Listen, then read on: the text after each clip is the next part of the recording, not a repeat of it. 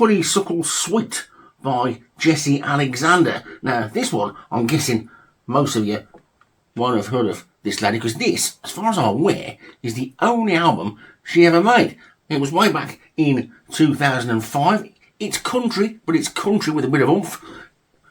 It's a good album. I like it. I like that sort of stuff, as most of you know anyway. And I would say it's probably country pop with a bit of bite, but it's also got a bit of polish as well. When you consider as well that this was her debut album, you would expect it to have gone on to big things afterwards, but that doesn't appear to have happened. It came out in 2005 on Columbia Records, and it didn't make a big dent in the charts. I think a couple of the tracks did okay on the country music charts. I'm not quite sure how many records you have to sell to get up towards the top of the country music charts, but I think for the benefit of people watching from over my side of the pond, those sort of genre-specific charts have got far more weight in America than they would have over here, where we tend to just concentrate on the ordinary top 10 or top 20, don't we? Whereas I think in America they like to split it up into different sort of sections, and having a hit on just a specific genre chart can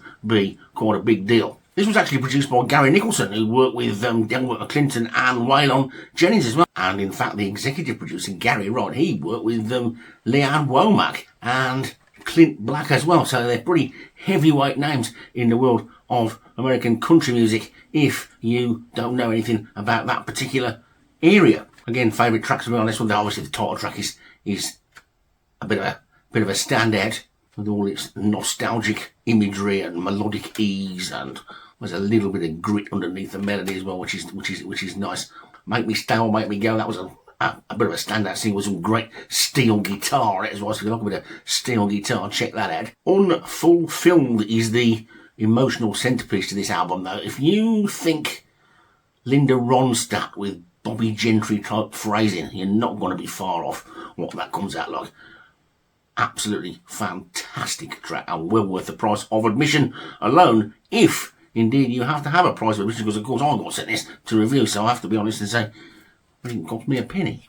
Canyon Prairie is spiritual and sparse, but I like that as well. And then you get a bit of a mid-tempo rocker in The World Is Crazy, which is another great track as well. Now, sadly, after this album came out, just a year later, Columbia just dropped it, just like that, and that was it.